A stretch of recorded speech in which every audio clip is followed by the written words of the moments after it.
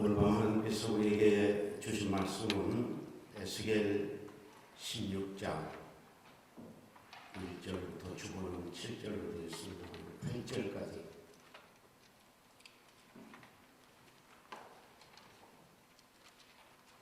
함께 공부하도록 하겠습니다. 에스겔 16장 1절부터 8절까지입니다.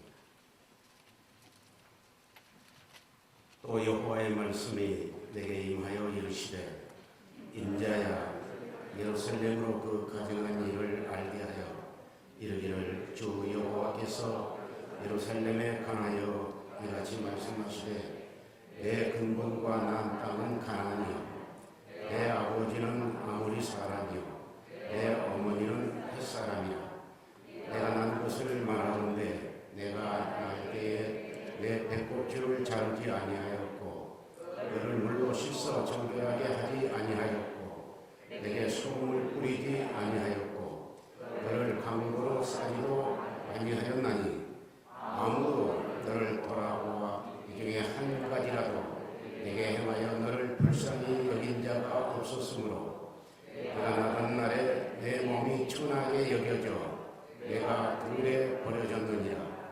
내가 내 곁으로 지나갈 때에 내가 피투성이가 되어 발짓하는 것을 보고 내게 이르기를 너는 피투성이라도 살아 있으라. 다시 이르기를 너는 피투성이라도 살아 있으라 하고 내가 너를 들에 풀같이 많게 하였더니 내가 크게 자라고 심히 아름다우며 유방이 뚜렷하고 내 머리털이 자랐으나 내가 여전히 벌거벗은 알몸이더라. 내가 내 곁으로 지나며 보니 내 때가 사람을 할 만한 때라. 내 옷으로 너를 덮어 벌거벗은 것을 가리고 내게 맹세하고 언약하여 너를 내게 속하게 하였느니라. 나 주 여호와의 말이니라. 아멘. 할렐루야. 예수님입니다. 오직 예수님입니다. 오직 예수님입니다. 이렇게 말하는데 왜 오직 예수님이신가? 요한복음 3장 16절에 하나님이 세상을 이처럼 사랑하사 독생자를 주셨으니 이는 그를 믿는 자마다 멸망치 않고 영생을 얻게 하려 하심이라 말씀하셨습니다. 그러므로 오직 예수님입니다. 요한복음 14장 6절에 보게 되면은 예수님께서 말씀하시기를 내가 길이요 내가 진리요 내가 생명이니 나로 말미암지 않고는 아버지께로 올 자가 없다. 그럼 뭐냐? 예수님으로 말미암아 하나님께로 갈 수 있다는 말입니다.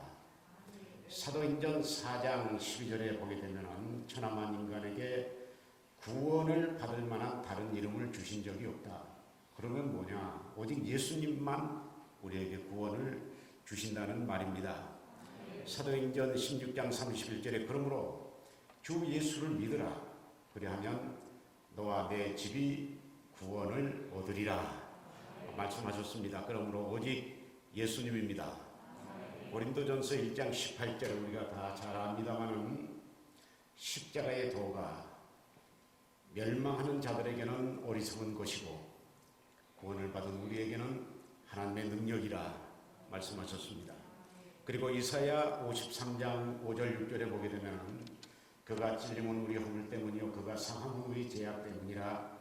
그가 징계를 받음으로 우리가 평화를 누리고 그가 채찍에 맞음으로 우리가 나음을 받았도다 라고 말씀하셨습니다. 그러므로 오직 예수님입니다. 오늘 밤 예수님의 은혜가 우리 모두에게 충만하시기를 주님의 이름으로 축복합니다. 오늘 밤 너는 피투성이라도 살아있으라 이런 제목으로 말씀을 증거하려고 합니다. 본문의 내용은 예루살렘에 대한 이야기입니다. 예루살렘을 얘기를 하면서 내 근본과 난 땅은 가나안이라 그렇게 얘기를 했습니다. 가나안은 저주받은 함의 자손이란 말입니다. 그리고 내 어머니는 아모리 사람이라 아모리 사람 역시 저주받은 함의 자손이란 말입니다. 그리고 내 어머니는 헷 족속이라. 헷 족속 역시 저주받은 함의 후손이란 말입니다. 노아에게 세 아들이 있었는데 셈, 함, 야벳입니다. 그런데 세 아들 중에 시간 관계상 자세한 설명은 안 드려도 여러분 다 잘 아시리라고 생각을 합니다만은 저주를 받은 아들이 함입니다. 그리고 그 함의 자손에서 가나안이 나왔고, 그리고 아모리가 나왔고, 헷이 나오게 된 것입니다. 우리가 잘 아는 대로 예루살렘은 이스라엘입니다. 이스라엘은 셈의 후손입니다. 그런데 오늘 본문에 보면 예루살렘을 향하여 말씀을 하시면서 가나안이라고, 그리고 아모리 족속이라고, 헷 족속이라고 그렇게 이야기를 하고 있습니다. 그러므로 이 말씀은 영적인 말씀입니다. 그리고 난 것을 이렇게 말하고 있습니다. 날 때 탯줄을 자르지 아니했다, 그렇게 말씀을 하고 있습니다. 자식을 낳으면 당연히 탯줄을 잘라야지요. 안 잘랐다는 겁니다. 그리고 물로 씻지 않았다는 겁니다. 이 정결 예식인데, 그리고 소금도 뿌리지 않았다는 겁니다. 그리고 강구로 싸지도 않았다는 겁니다. 이것은 무슨 뜻이냐면 원하지 않는 자식을 낳았다는 겁니다. 전혀 원치 않는 자식을 낳았기 때문에 그렇게 한 겁니다. 이런 예식을 전혀 하지 않은 겁니다. 그리고 천하게 여겨졌다. 누가 돌아볼 사람이 없어서 들에 버려졌다, 그렇게 말씀을 하고 있습니다. 그런데 그 버려진 모습이 피투성이로 버려졌다, 그렇게 말씀을 하고 있습니다. 6절에 보면은 피투성이로 버려졌다. 어린 것이 피투성이로 그렇게 버려진 것입니다. 그런데 하나님께서 거기를 지나가시다가 이 피투성이를 데려다가 탯줄을 자르고, 그리고 씻기고, 그리고 소금을 뿌리고, 그리고 광고로 사서 잘 양념을 시켰다는 겁니다. 아주 크게, 훌륭하게, 아름답게, 사랑할 만한 때가 되도록까지 그렇게 훌륭하게 길렀다는 겁니다. 그런데 예루살렘의 모습은 여전히 가증하더라, 그렇게 말씀을 하고 있습니다. 이것은 영적인 말씀입니다. 오늘 우리에게 영적인 말씀을 하시고자 하나님께서 이 말씀을 우리에게 주신 것입니다. 먼저 우리가 생각할 것은 영적으로 피투성이가 되어 버려진 한국교회의 모습을, 오늘 한국교회의 모습을 우리가 보게 되는 것입니다. 믿음의 사람들이 피투성이가 되는 그 이유는 물론 여러 가지가 있습니다. 그런데 여러 가지를 다 말씀을 드릴 수가 없고, 우리 믿음의 사람들을 피투성이로 만든 사단이, 마귀가 뭘 사용하느냐, 그 무기를 사용하는데 어떤 무기를 사용하느냐, 바로 인본주의라고 하는 이 사단이 사용하는 무기가 있다는 겁니다. 이 인본주의를 가지고 사단이 우리 믿음의 사람을 피투성이로 만들어 버림을 받도록 그렇게 해버리고 마는 것입니다. 인본주의, 그 역사에 보면 그 인본주의의 흐름이라고 하는 것이 진짜 무섭습니다. 예수님 탄생 당시에 종교 상황은 어떠했느냐 하면은 바로 유대교가 있었고요. 그 다음에 헬레니즘이 있었습니다. 그 다음에 영지주의라고 하는 유대교와 헬레니즘이, 그리고 그때 당시 철학과 지식이 혼합이 된 뒤죽박죽이 되어서 만들어진 이단 영지주의가 있었고, 그리고 로마 종교가 있었다, 그렇게 보는 겁니다. 그러니까 이 네 가지 종교가 예수님 탄생 당시에 있었던 겁니다. 그런데 그때 당시 로마가 세계를 지배하고 있었기 때문에 로마의 종교가 이런 것들을 다 지배할 정도로 그런 막강한 힘을 가지고 있었습니다. 그런 상황 가운데서 예수님이 탄생을 하시게 되신 것입니다. 구체적인 말씀은 다 드리지를 못해도 325년에 니카야 신조라고 하는 것이 있습니다. 니카야 회의가 있는데 거기서 성부, 성자, 성령 삼일체 하나님에 대한 그 신앙 고백이 채택이 되도록 그렇게 되어 있습니다. 그래서 삼일체 하나님에 대한 정식 신앙 고백이 거기에 나오게 된 것입니다. 그러던 것이 451년에 칼케톤 회의에서 칼케톤 신앙 고백이 나옵니다. 그 신앙 고백이 어떤 고백이냐 하면은 물론 여러 가지가 나옵니다만은 마리아는 하나님의 어머니다. 하나님의 어머니는 마리아다. 이렇게 나옵니다. 여러분 얼른 들어봐도 이건 천주교가 지금 뭔가 사단의 조종을 받고 있다는 것을 알 수가 있는 것입니다. 마리아는 하나님이 그 몸을 빌어서 탄생한 것뿐이지 그가 하나님의 어머니는 될 수가 없는 것입니다. 어쨌든 이렇게 해서 이제 그 인본주의가 그 가운데 지금 흐르고 있는 겁니다. 그러던 것이 1095년에 십자군 전쟁이 일어납니다. 우리가 초등학교 때나 중학교 때 들어가서 십자군 전쟁에 대해서 우리가 공부를 하는데 1095년에 십자군 전쟁이 일어나고 십자군 전쟁이 천주교와 이슬람이 하는 전쟁이죠. 8차 전쟁이 있었는데 사실은 십자군 전쟁이 지는 전쟁이었습니다. 그건 완전히 테러, 폭력, 살상 이렇게 해서 십자가만 앞에 세웠지 무서운 그런 참 세상 사람들의 전쟁보다 더 무서운 전쟁이 바로 십자가 전쟁이라고 말할 수 있습니다. 이 전쟁이 언제까지 가느냐 하면 1300년까지 갑니다. 그리고 인본주의죠. 1400년부터 1600년에 르네상스 문예 부흥이 일어나게 된 것입니다. 이것은 당시 사상, 문화, 당시 종교, 이런 것, 철학, 이런 것들을 통틀어서 인간성 회복이라고 하는 명분으로 이 운동이 시작이 되게 된 것입니다. 인본주의입니다. 사실은 캐톨릭이 주도를 한 것은 사실이나 이 인본주의입니다. 그리고 이제 17세기 계몽주의, 인간의 지식으로 또 인간의 어떤 열성으로 인간성을 회복할 수 있다고 하는 계몽주의가 17세기에 일어납니다. 그 인본주의입니다. 그리고 18세기에는 우리가 잘 아는 대로 해방신학, 자유주의 신학이 남미, 볼리비아를 해서 그 인본주의가 이제 거기서 또 시작을 하게 된 것입니다. 그런 것이 1918년에 제1차 세계대전을 미국이 승리를 하죠. 그래서 정치, 군사, 종교가 그 기득권이 미국으로 넘어갑니다. 미국으로 넘어가는데 미국이 처음에는 신앙을 잘 지켰던 것이 사실입니다.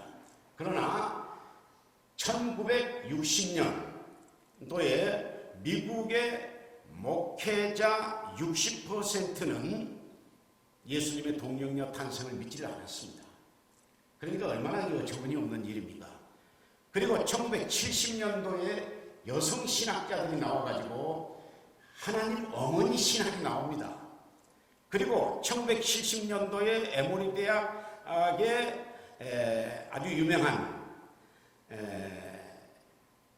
우리 목사님께서 자주자주 이 얘기를 하시고 그럽니다마는 참 인본주의 설교 대가라고 말씀을 드릴 수 있는데 그분이 인본주의 설교를 누구라고 이름을 좀 대기가 그래서 제가 그냥 넘어가려고 합니다만은 세계에 퍼뜨리게 된 겁니다. 그리고 우리 한국에서도 큰 교회 목사님들이 미국 유학을 하면서 그 인본주의 설교를 듣고 우리나라에 온 겁니다. 그래가지고 우리나라에서 설교를 그렇게 합니다. 인본주의 설교가 어떤 설교냐면은 이런 설교입니다. 본문에서 떠나라, 예화를 많이 사용하라, 선포하지 마라, 또 이해를 시켜라, 이성적인 설교를 하라, 그리고 결론은 청중들에게 맡겨라. 이런 내용의 설교 방법을 우리나라에 퍼뜨리게 된 겁니다. 그래서 우리나라 목회자님들이 그렇게 설교를 하게 된 겁니다. 다시 말씀드리면 인본주의 설교를 하게 된 것입니다. 이렇게 해서 이제 인본주의가 우리나라에까지 들어오게 된 것입니다. 이 인본주의가 들어오면서 어떤 일이 일어나게 되느냐, 우리 목사님께서 가끔씩 또 어떤 때는 종종 이런 말씀을 하셨잖아요. 다원주의, 종교 다원주의가 어디서 나온 거냐? 바로 이 인본주의에서 나온 겁니다. 종교 혼합주의, 이게 어디서 나온 거냐? 바로 이 인본주의에서 나오는 겁니다. 캐톨릭이라고 하는 말은 보편성이라고 하는 말이죠. 보편성이라고 하는 그 말은 원칙적으로는 누구든지 예수를 믿으면 구원을 받는다고 하는 그 말이지, 모든 종교가 다 구원을 얻을 수 있다는 그런 말은 아닙니다. 그러나 캐톨릭에서는 모든 종교는 구원이 있다 할 정도로 종교 다원주의, 혼합주의가 성행하게 된 것입니다. 이렇게 인본주의, 종교 다원주의, 혼합주의가 일어나면서 세속주의, 물질주의, 또 번영신학, 이런 것들이 계속해서 일어나게 된 것입니다. 그래서 교회 민주주의까지 일어나게 된 것입니다. 이것이 한국교회를 피투성이로 만들어버렸다는 겁니다. 이렇게 인본주의가 또 교회 분열과 싸움을 가져오게 된 것입니다. 인본주의 신앙을 가진 사람들은 교회에서 분열하죠, 싸움하죠. 여러분 생각해 보세요. 인본주의를 가진 그럴 수밖에 없는 거죠. 그 다음에 이제 최근에 와서 교회를 또 성도를 피투성이로 만드는 것은 뭐냐 하면은 이 코로나입니다. 코로나가 딱 시작을 하면서 언택트라고 하는 말을, 비접촉이라는 말을 쓰게 된 겁니다. 우리 기독교는 종교가 아니라 관계입니다. 십자가 관계입니다. 수직으로는 하나님과의 관계고 수평으로는 이웃과의 관계입니다. 그런데 비접촉이라고 하는 이 말부터가 기독교하고는 정반대되는 이야기라고 말할 수 있습니다. 그러다가 온택트라고 하는 온라인으로 관계를 하라, 또 포택트라고 하는 폰으로 관계를 하라, 그러다가 좀 곤란하니까 홀택트라고 하는 말을 또 썼습니다. 이것은 우리나라 목사님이 만드는 얘기인데, 홀택트라고 하는 말은 무슨 말이냐면은 이성과 믿음의 조화입니다. 그러니까 믿음과 이성의 조화, 이게 혼합. 그래서 이게 완전히 어떻게 예수 그리스도와 벨리알이 어떻게 하나가 될 수가 있나요? 그런데 이 코로나가 딱 오면서 이성과 믿음이 조화를 이루어야 된다는 겁니다. 그렇게 돼야 된다는 겁니다. 그렇게 아니면 안 된다는 겁니다. 그렇게 얘기를 하다가 그것도 곤란하니까 이제는 위드 코로나라고 하는 말을 쓰게 됐는데, 그건 같이 함께 코로나하고 같이 살자는 겁니다. 우리는 예수님과 같이 살아야 될 줄로 믿습니다. 코로나와 같이 살아서는 안 될 줄로 믿습니다. 그러니까 이 코로나가 그러는 가운데 교회는 지금 두들겨 맞아가지고 말입니다. 완전히 피투성이가 되어버린 겁니다. 예배 드려지지 않죠. 예배가 드려지지 않으니까 모든 신앙에 있어서 이렇게 사단이 두드러 패고 저렇게 두드러 패고, 그래서 한국교회가 사실은 거의 피투성이가 되어버렸다, 그렇게 말씀을 드릴 수 있습니다.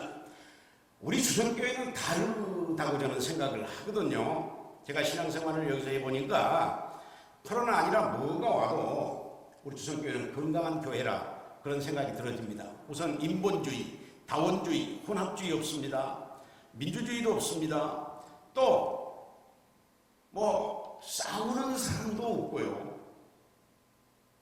코로나 때문에 숫자가 줄어든다거나 신앙생활을 포기한다거나 그런 사람이 없는 것 같습니다. 건강한 교회라고 하는 뜻이거든요. 이것은.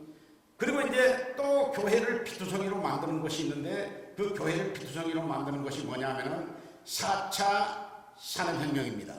저는 그 4차 산업혁명이라기보다는 4차 문명혁명이라고 그렇게 이야기를 하고 싶은데요. 이 4차 문명혁명이 앞으로 교회를 피투성이로 만들어버리고 말 것입니다.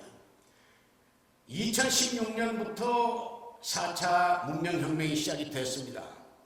그러나 그건 준비 단계고 2025년부터 본격적으로 4차 문명혁명이 시작이 될 것입니다. 이게 언제 클라이막스가 되느냐면 2050년입니다. 이때 싱귤레리티라고 그러는데, 그때 특이점이 오는 것입니다. 그러니까 4차 산업, 4차 문명혁명의 특이점이 오는 겁니다. 앞으로 이 4차 산업, 4차 문명혁명이 교회를 완전히 피투성이로 만들어버릴 것입니다. 4차 문명혁명의 특징이 있는데 대혁명입니다. 전무후무한 혁명입니다. 지금까지는 없었던 혁명입니다. 그리고 대변혁입니다. 모든 것이 바뀌는 겁니다. 바뀌지 않는 것은 하나도 없습니다. 바람의 방향이 바꿔져 버리는 것입니다. 정치의 바람, 경제의 바람, 군사의 바람, 종교의 바람, 모든 문명의 바람이 완전히 바뀌어 버리는 겁니다. 그리고 불확실성입니다. 언제 어디서 어떤 일이 일어날지 알지 못하는 특징을 4차 문명혁명이 가지고 있습니다. 그리고 가상현실입니다. 생각하면 그것이 현실이 되어버리는 겁니다. 그걸 생각의 속도라 그럽니다. 생각하면 그것이 이미 현실화 되어버리는, 히브리서 11장에 보면 믿음은 바라는 것들이 실상이요 보지 못한 것들의 증거라 그랬는데 4차 산업 또는 4차 문명혁명이 바로 그것을 이루어 버리겠다 하는 이야기입니다.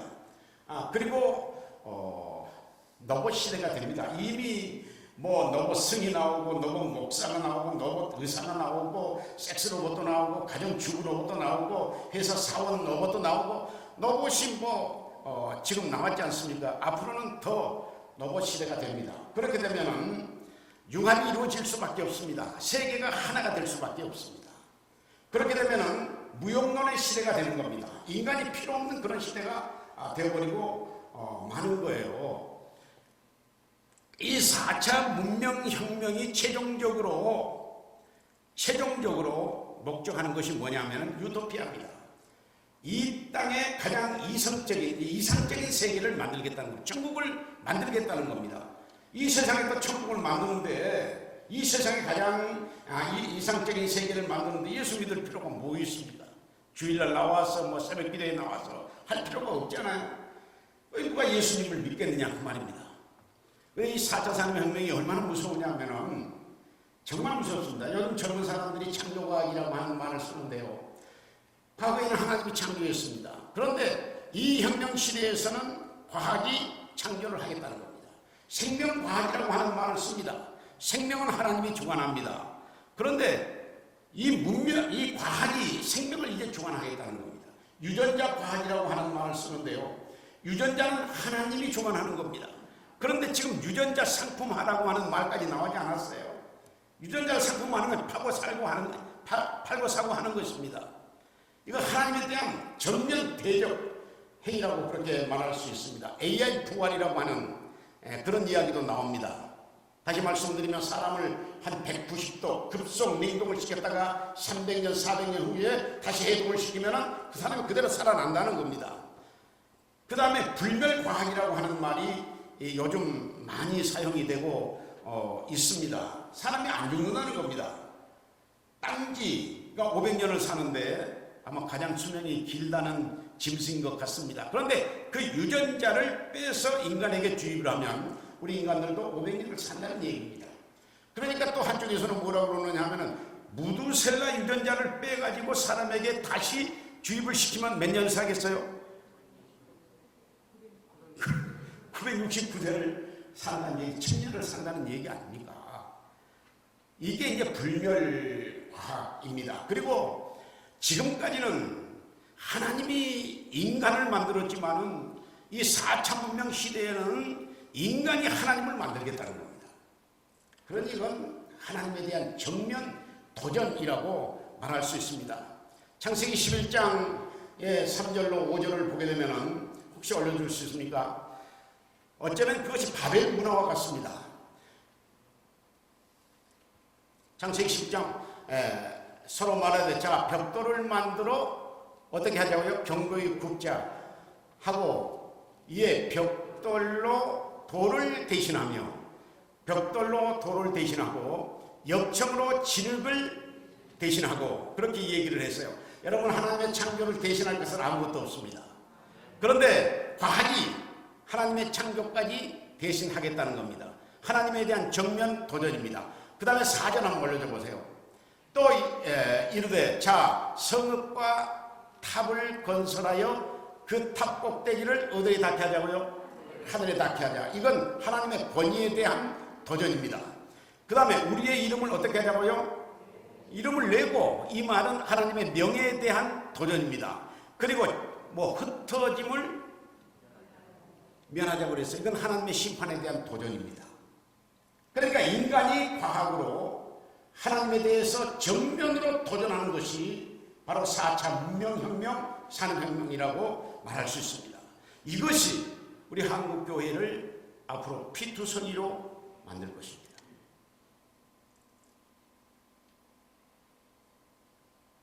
지금 코로나 때문에도 신앙생활을 못하는 분들이 많이 계시는데 4차 문명혁명이 본격적으로 이루어지고 그러면 누가 신앙생활을 할 수 있겠느냐 말입니다. 그래서 교회는 피투성이가 되어버리고 마는 것입니다. 그런데 두 번째로 오늘 본문을 보면 너는 피투성이라도 살아있으라고 말씀하고 있습니다. 6절 한번 올려줘 보세요.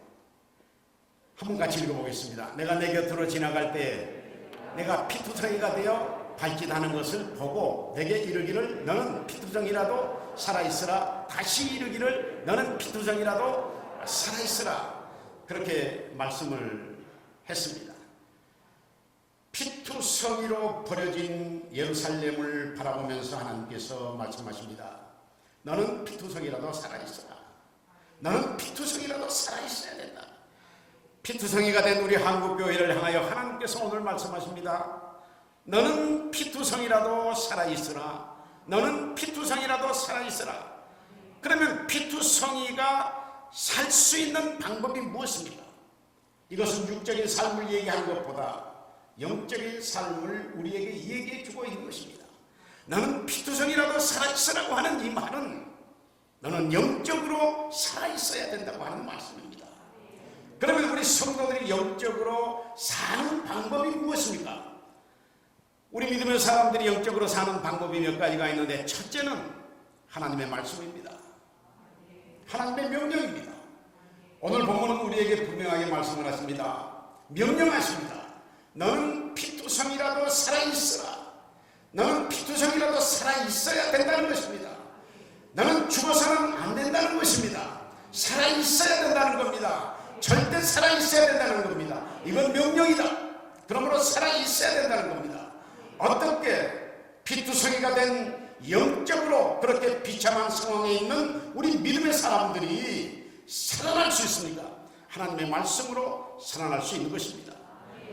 히브리서 4장 11절에 보니까 하나님의 말씀은 살았고 활력이 있고 좌우에 날선 것보다 예리하여 사람의 혼과 영과 및 관절과 골수를 찔러 쪼개기까지 한다고 말씀을 했습니다.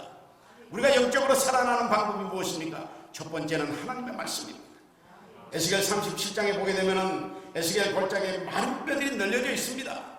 하나님께서 에스겔에게 묻습니다. 에스겔아, 이 뼈들이 너희 살겠느냐? 에스겔이 뭐라고 대답했습니까? 그건 나는 모릅니다. 하나님만 아십니다. 그러니까 하나님께서 에스겔아, 이 뼈들을 향해서 대언하라. 하나님의 말씀을 대신 전하라는 겁니다. 하나님의 말씀을 에스겔이 전했을 때 어떤 역사가 나타났습니까? 먼저는 소리가 났다고 그랬습니다. 여러분, 마른 뼈들이 어떻게 소리가 난 것입니까? 그런데 소리가 났다고 그랬습니다. 왜 소리가 난 겁니까? 하나님의 말씀을 대언했을 때 소리가 난 것입니다. 이 말은 마른 뼈들이 귀가 있다는 겁니다. 아니요, 하나님의 말씀은 마른 뼈들도 들을 수 있는 능력이 있다는 말입니다. 그래서 소리가 나는 것입니다. 하나님의 말씀이 전파될 때 소리가 나는 것은 살아나는 소리입니다. 하나님의 말씀이 전파될 때 나는 소리, 살아나는 소리는 아멘의 소리입니다. 그러니까 말씀을 증거할 때 아멘을 잘해야 돼요. 그 다음에 또 말씀을 증거할 때, 대언할 때 어떤 역사가 났다고 그랬습니까? 이 뼈 저 뼈가 움직였다고 그랬습니다. 하나님의 말씀을 듣고 마음이 움직여야 될 줄을 믿습니다. 그 다음에 이 뼈 저 뼈가 들어맞았다고 말씀을 했습니다. 제가 목회를 해보니까요, 하나님의 말씀이 나에게는 꼭 맞아요. 틀린 것이 하나도 없어요. 맞으니까 그 말씀이 나를 살리는 것 아니겠습니까? 나를 치료하는 것 아니겠습니까? 맞으니까 내가 그 말씀을 들으면 행복해지고 편안해지고 잘되고 복된 것 아니겠습니까? 맞아요. 뼈가 들어 맞았다 그랬습니다. 뼈도 맞았어요. 그런데 우리가 하나님의 말씀에 안 맞은 사람이 있겠습니까? 그 다음에 신경이 늘어졌다 그랬습니다. 저는 이 말씀을 생각할 때마다 참 신이 납니다. 오늘 많은 사람들이 예수님의 신경이 죽어버렸습니다. 말씀의 신경이 죽어버렸습니다. 예수님을 얘기를 해도 신경이 통하지 않습니다. 십자가를 얘기를 해도 신경이 통하지 않습니다. 예수님의 부활을 얘기를 해도 신경이 통하지는 않습니다. 사랑할 사람은 예수님을 얘기하면 통합니다. 십자가를 얘기하면 통합니다. 예수님의 보혈을 얘기하면 통할 수밖에 없는 것입니다. 어쨌든 힘줄이 늘어졌다. 그 다음에 말씀을 대원하니까 가죽이 덮였다. 저 살이 채워졌다. 영적인 근육이 있어야 될 줄로 믿습니다. 그 다음에 이제 또 말씀을 대원했을 때 가죽이 덮였다고 그랬어요. 그래서 살아나게 된 것입니다. 오늘 하나님의 말씀으로 우리 영혼이 살아나는 역사가 나타날 수 있기를 바랍니다. 두 번째, 우리가 영적으로 사는 방법은 예수 그리스도 십자가 부활의 능력입니다. 요한복음 10장 25절에 예수께서 말씀하시기를 나는 부활이요 나는 생명이니 나를 믿는 자는 죽어도 살고 살아서 나를 믿는 자는 영원히 죽지 아니하리라 말씀을 했습니다. 예수님이 길이요 예수님이 진리요 예수님이 생명입니다. 예수님 십자가 보혈의 능력이 우리를 살리는 것입니다. 십자가에 달리신 그래서 피투성이가 된 예수님의 그 보혈의 능력, 그 예수님이 오늘 우리를 영적으로 살리시는 것입니다. 그 다음에 우리를 영적으로 살리시는 것은 뭐냐 하면은 성령입니다. 에스겔 37장 9절에 보게 되면은 생기가 들어가니 살더라 그래서 한번 읽어보겠습니다. 시작. 또 내게 이르되 인자야 너는 생기를 향하여 대언하라. 생기에게 대언하여 이르기를 주 여호와께서 이같이 말씀하시기를 생기야 사방에서부터 와서 이 죽음을 당한 자들에게 생기가 들어가면 삽니다. 창세기 2장 7절에 보면 하나님이 생기를 불어넣어서 사람을 생명이 되게 했다고 말씀을 했습니다. 오늘 생기가 예수 그리스도의 생기가 성령의 생기가 여러분에게 나에게 들어올 수 있기를 바랍니다. 그래서 살아나는 역사가 나타날 수 있기를 바랍니다. 또 우리가 어떻게 영적으로 살아나는가 이건 중요한 말씀입니다. 종말론적 복음으로 살아가는 것입니다. 따라하겠습니다. 종말론적 복음으로 우리 영혼이 산다. 여러분 주선교회가 다른 점이 뭔지 아십니까? 우리 순천에도 많은 교회가 있고 우리 대한민국에도 많은 교회가 있는데 여러분이 몸담고 있는 주선교회가 다른 것이 뭔지 아십니까? 이걸 알아야 돼요. 저는 다른 것을 발견했어요. 이제 언제 한 3, 4개월 정도 됐는데요. 주선교회가 다르다는 거, 이게 다르다는 것을 발견하는 거예요. 주선교회가 다른 것은 주선교회 목사님이 다르다는 거예요. 주선교회 목사님이 어떻게 다르느냐? 첫째는 주선교회 목사님은 섬김의 리더십을 가지고 있습니다. 저는 우리 문 목사님을 보면서 고린도 후서 4장 5절의 말씀을 항상 생각을 합니다. 거기 뭐라고 그랬느냐 한번 읽어보겠습니다. 시작. 우리는 우리를 전하는 것이 아니라 오직 그리스도 예수의 주된 것과 또 예수를 위하여 우리가 너희의 종된 것을 전파함이라. 바울의 얘기입니다. 바울이 말씀을 증거할 때는 권위를 가지고 영적인 권위를 가지고 예수 그리스도가 주님이시다 이걸 전했다는 거예요. 그런데 말씀을 전하고 내려와서는 우리가 너희의 종된 것을 전했다는 거예요. 그러니까 강대상에서는 날고 강대상에서 내려와서는 기자가 말이에요. 종처럼. 이게 바울의 신학이요 바울의 목회 철학입니다. 그런데 우리 문 목사님을 보니까 바로 이 두 가지를 강대상에서는 나시더라고요. 권위를 가지고 나시더라고요.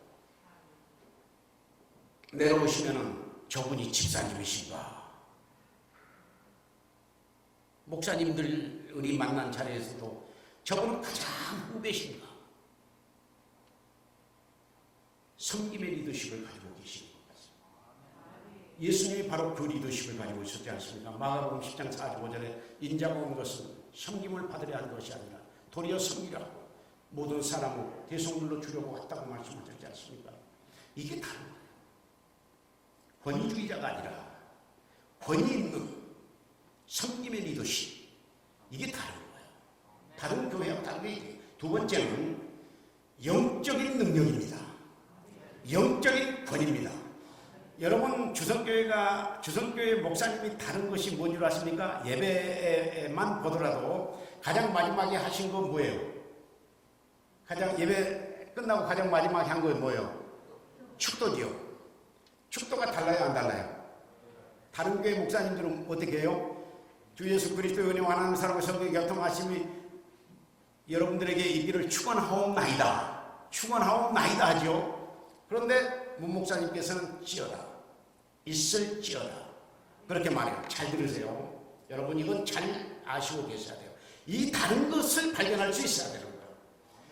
축도는 뭐냐? 축도는 예수님의 이름으로 한 것이 아니에요.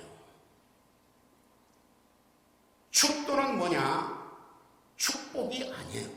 축복이라고 하는 것은 빌축자 복복자예요. 복을 비는 것을 축복이라고 해요. 축복이 아니에요. 축도는 간구가 아니에요. 하나님 주시옵소서, 이런 간구가 아니에요. 축도는 다른 것이 있어요. 기도와 먼저는 대상이 달라요. 기도의 대상은 누구예요? 하나님이에요. 기도의 대상은 누구라고요?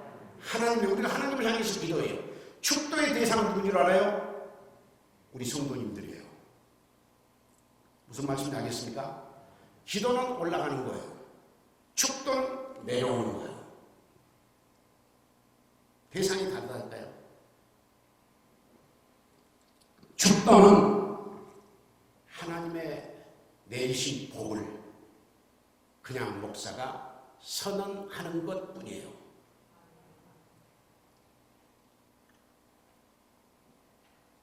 우리가 민수기 6장 23절 27절에 보게 되면은 모세가 이스라엘 백성들을 향해서 아론과 그 아들들에게 축도하라, 그렇게 얘기를 했어요. 그건 너에게 하나님께서 너에게 복 주시기를 원하며 너를 지키시기를 원하며 너에게 은혜 베푸시기를 원하며 평강 주시기를 원하노라 그랬지, 평강 주시기를 원하옵나이다 그렇게 안 했어요. 그것이 기도라면 평강 주시기를 원하옵나이다 이렇게 기도해야 돼요. 그러나 축도는 있을지어다요. 예수님의 이름으로 하는 것이 아니에요. 이건 축복이 아니에요. 이건 간구가 아니에요. 하나님의 복을 그냥 선포하는 것 뿐이에요. 그러니까 우리 주정교회가 복을 받는 이유는 축도를 제대로 하시기 때문에 복을 받은 이유 중에 하나가 되는 거예요. 한번 볼까요? 우리 헌법 예식서 예배 모범을 보게 되면은 예식서가 나와요. 예식서가 나오는데 그거 한번 올려줘 보세요. 지금 축도를 어떻게 할 것인가에 대한 말씀이에요. 이건 저희들이 만든 것이 아니고 저기 헌법에 나와 있는 거예요. 헌법 예식서에 나와 있는 거 한번 읽어볼까요? 끝부분은 축도를 말하는 거죠. 찬송과 위탁의 말씀과 축도이다. 여기서는 신앙적 결단을 추구하는 찬송을 부르고 말씀과 소망과 사랑으로 세상에서 그리스도의 증인으로 살 것을 다시 한번 부탁한 후 그 다음에 잘 읽어보세요. 하나님이 내리시는 복을 목사가 어떻게 한다? 선포한다. 목사가 선포한 기도 아니에요. 이건 축복 아니에요. 하나님이 내리신 복을 목사가 선포하는 것 뿐이에요. 그러니까 있을지어다는 거예요. 그 다음에 마지막에 이때 축도는 어떻게 한다? 성경대로 한다. 한국교회 목회자님들이 많이 실수를 하고 있어요. 총회에서 지금 헷갈리고 있어요. 이렇게 해야 되는지 저렇게 해야 되는지. 그런데 우리 문 목사님은 그렇게 하고 있어요.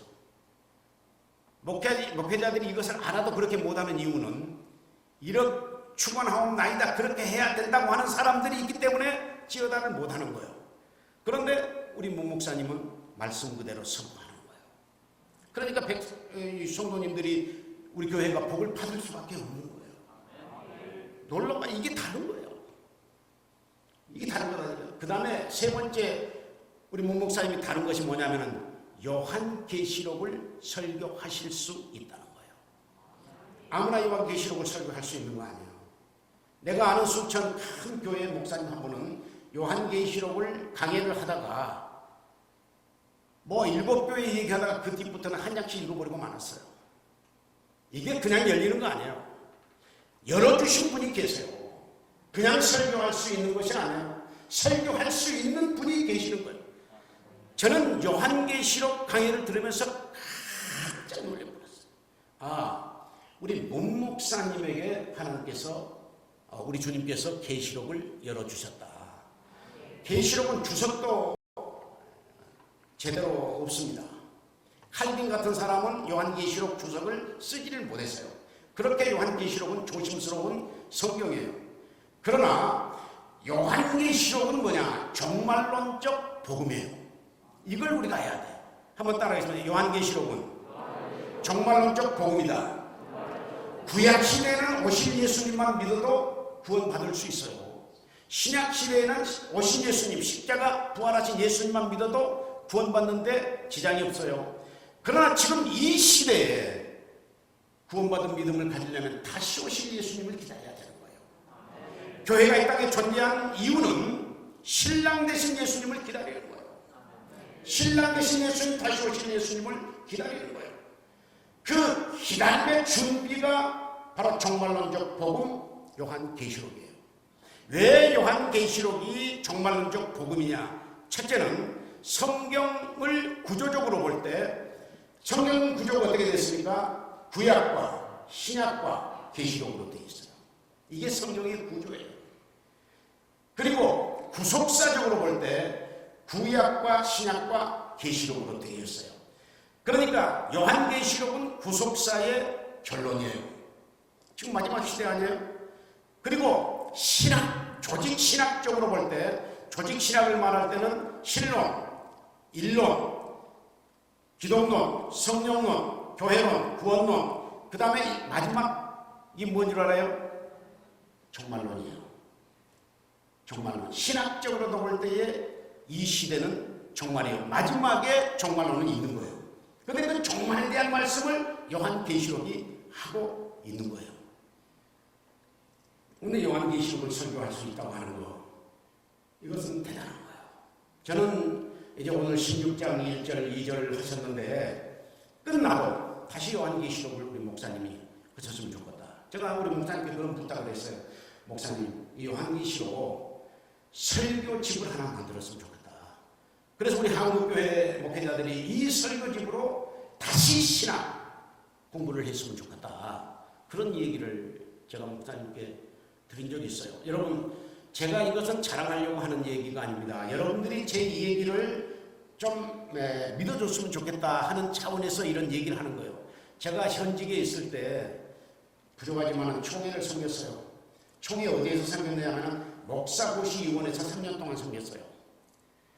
그래서 거기서도 설교학을 제가 담당을 했어요.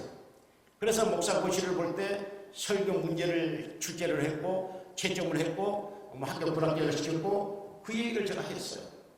그러니까 최소한 이분이 설교를 제대로 하고 있다, 못하고 있다, 성경을 제대로 말하고 있다, 잘못하고 있다, 이건 복음을 전하고 있다, 아니냐, 그 정도는 알 수 있어요. 그리고 제가 총회 훈련원에서 거기 후원 이사까지 해서 한 7년 동안 있었어요. 총회 훈련원 운영위원장까지 제가 한 사람이에요. 총회 훈련원은 뭘 하는 것이냐? 목사 계속 교육을 시키는 거예요. 장로님들 교육시키고요. 그 다음에 전사님들까지 다 교육을 시키는 것이 바로 총회 훈련원이에요. 거기서 제가 섬겼어요. 그러니까 목회를 어떻게 하고 있는지, 설교를 어떻게 하고 있는지는 제가 분별할 줄 아는 사람이에요. 그런데 제가 우리 목사님 요한계시록 하시는 것을 보고 깜짝 놀랐어요. 없어요. 제가 몇 년에 이런 말씀을 드리기가 좀 죄송한데요. 우리 순천뿐만 아니라 우리나라에 없습니다. 세계적으로는 제가 잘 모르겠어요. 근데 세계적으로도 없을 것 같아요. 이렇게 요한계시록을 강해를 할 수 있다고 하는 이런 분이 우리 순천에 있다고 하는 것은 정말 자랑스러운 일이에요. 놀랍습니다. 저는 놀랐어요. 정말 놀랐어요. 어쨌든 마지막 시대의 마지막 복음, 마지막 시대의 마지막 복음, 이건 요한계시록이에요. 요한계시록의 복음이 피투성이가 된 한국교회를 살리는 거예요. 피투성이가 된 한국교회를 살리는 것이 첫째는 하나님의 말씀이고, 두 번째는 예수 그리스도 부활의 능력이고, 세 번째는 성령의 능력이고, 네 번째는 종말론적 복음이에요. 다섯 번째, 한국교회 피투성이가 됐는데 살아나는 방법은 뭐냐? 발짓이에요. 발짓. 따라합시다. 발짓. 오늘 보면 6절에 보니까 이 피투성이가 할 수 있는 것이 딱 하나가 있어요. 이 피투성이가 한 일이 딱 한 가지가 있어요. 등에 벌어졌는데 피투성이로 이 어린아이가, 어린 것이, 이 피투성이가 할 수 있는 것이 뭐예요? 여러분 있습니까? 아무것도 없어요. 그런데 본문을 보면 한 가지가 있어요. 그게 뭡니까? 6절에 보니까 뭐라 그랬어요? 발짓하는 것을 보았다 그랬어요. 발짓. 발짓이라고 하는 것은 뭐냐? 살려고 하는 몸부림이에요. 이 어린 것이 피투성이로 버려졌어요. 돌아온 사람이 없이 천년에서 들에 버려졌어요. 이 어린아이가 할 것이 없어요. 아무것도 할 것이 없어요. 그러나 할 것이 있어요. 단 한 가지. 발짓이에요. 이 발짓은 뭐냐? 살려고 하는 몸부림이에요. 오늘 우리가 피투성이가 된 우리가 살아날 수 있는 방법이 바로 이거 아니겠어요? 우리가 무엇을 할 수 있습니까? 몸부림입니다. 기도의 몸부림이 있어야 합니다. 찬양의 몸부림이 있어야 합니다. 섬김의 몸부림이 있어야 합니다. 사랑의 몸부림이 있어야 합니다. 믿음의 몸부림이 있어야 합니다. 이 몸부림이 있어야만 되는 거예요. 우리 목사님께서 찬송 부를 때도 맨날 이렇게 하나 몸부림을 쳐라고 말 아니에요. 그 몸부림이 필요하다고 말 아니에요. 왜냐하면 몸부림을 지나가시다가 우리 주님이 보시기 때문이에요. 보시고 살려주시기 때문이에요. 몸부림으로 오늘 밤 살아날 수 있기를 바랍니다. 시간이 많이 갔는데 왜 살아나야 되느냐? 세 번째로 왜 살아나야 되느냐? 왜 피투성이가 살아나야 되느냐? 피투성이가 살아야 할 이유는 사명입니다. 사명이 있기 때문에 살아나는 거예요. 사명이 뭡니까? 너는 이 일을 하다가 죽으라. 그 주신 하나님의 명령입니다. 이것이 사명입니다. 이 사명이 있다는 거예요. 그가 피투성이로 버려졌지만 죽어서는 안 될 이유는 그에게 사명이 있기 때문입니다. 그래서 살아나야 되는 거예요. 우리가 병들어서 죽어서는 안 될 이유가 있어요. 사명이 있어요. 우리가 늙어서 죽어서는 안 될 이유가 있어요. 사명이 있기 때문이에요. 우리가 사고가 났다고 죽어서는 안 될 이유가 있어요. 사명이 있기 때문이에요. 우리가 암이 걸렸다고 해서 죽어서는 안 될 이유가 있어요. 사명이 있기 때문이에요. 우리에게는 사명이 있는 겁니다. 그래서 우리가 살아나야 되는 거예요. 피투성이라도 살아야 할 이유, 사명이 있기 때문에. 어떤 사명이 있습니까? 예배의 사명도 있고, 교회의 사명도 있고, 섬김의 사명도 있고, 봉사의 사명, 여러 가지 사명이 있지만은, 그러나 오늘 구원받은 우리에게, 피투성이로 있다가 살아나는 우리에게 있어서 가장 중요한 사명은 전도의 사명 아니겠습니까?